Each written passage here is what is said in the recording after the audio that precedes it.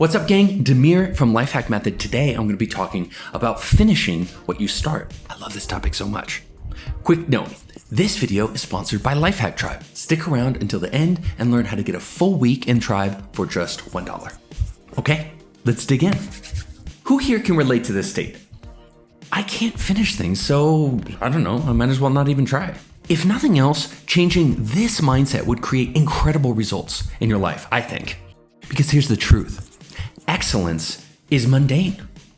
If you could just consistently and correctly develop great habits and great skills, you would become excellent. It's an inevitability. The problem we run into is what I call the self-sabotage cycle. Let me give you an example. What was the last thing that you did that you were really excited about, just stoked about, but you abandoned it halfway through? You just gave up on it. Maybe a new business idea, a big home improvement project, a big health goal. Here's a really easy one for everyone to relate to. Have you ever started a new exercise routine and then abandoned it? How does that work? Well, you start really excited, right? I'm going to the gym every day. I'm pumped. That's stage one, right? Excitement.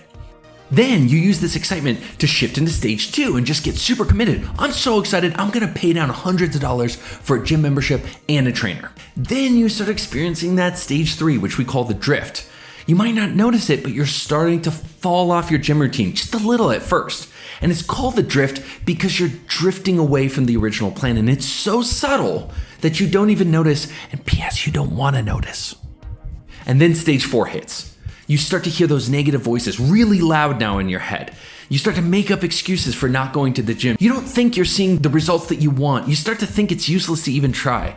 This is self-sabotage at its peak. Then you talk to your friend about their new exercise routine, their new diet. They've lost 20 pounds in 2 weeks. Suddenly, you're super excited about that new diet, that other diet. That's what we call shiny object syndrome, stage 5.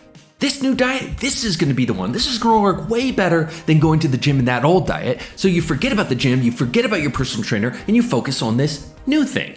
Then a few weeks later, after basically making no progress with the new diet, you experience stage 6, which is regret. Man, I could have gotten better results if I had just stuck with what I've been doing in the first place. And it's maddening, isn't it? It's maddening that we see people who started playing piano and they continued with it and now they're great. Or we see people who started exercising in a diet and they continued with it and they're fantastic. And there's a part of us screaming out, God, if I just stuck with something all the way through, I'd get great results too.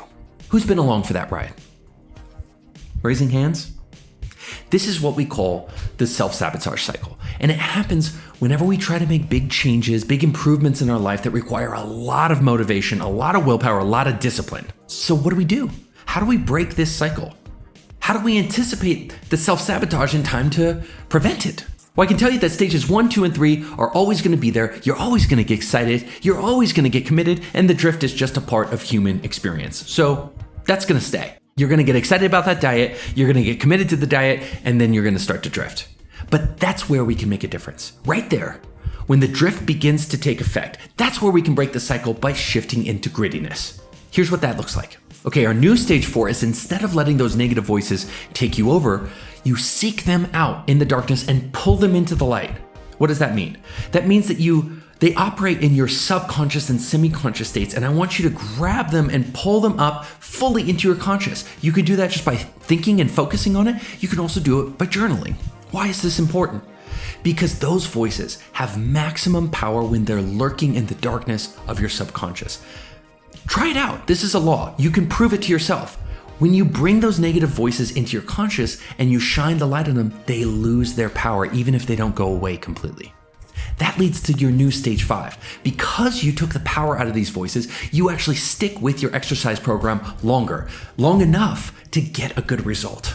And you don't need to stick around for long because, gang, newsflash, often you're bailing out just before you're getting results in that diet, in that exercise. And your new stage 6 is pride. Now in stage 6, you're feeling pride because you knew you were about to abandon ship, but you stuck with it and you pulled out a win and you're so proud of yourself. Then you go right back to stage 1.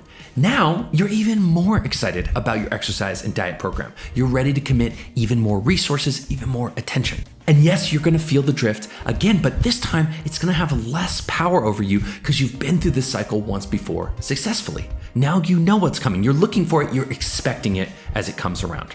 And the best news of all is that it just gets easier and easier every single time.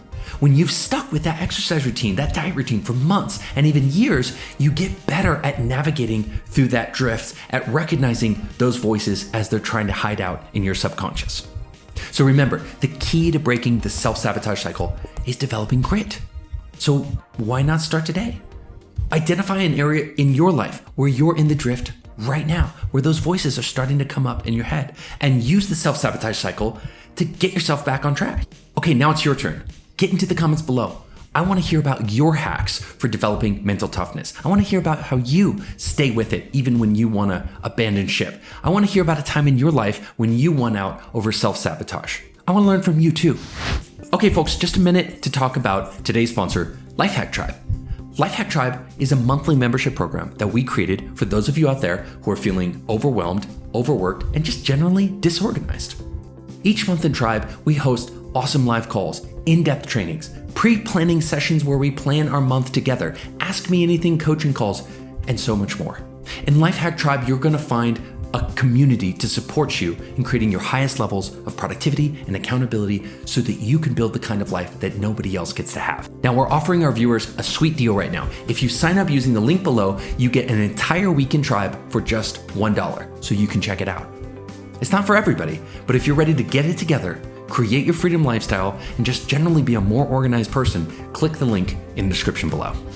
Okay guys, thank you for making it to the end of this video. Remember, if you like this video, please give it a thumbs up. Maybe hit the bell icon so that you see these videos come up in your feed. And if you're obsessed with human potential and living your best life like I am, consider subscribing to this channel and join our journey to complete lifestyle freedom. I'll see you in that next video.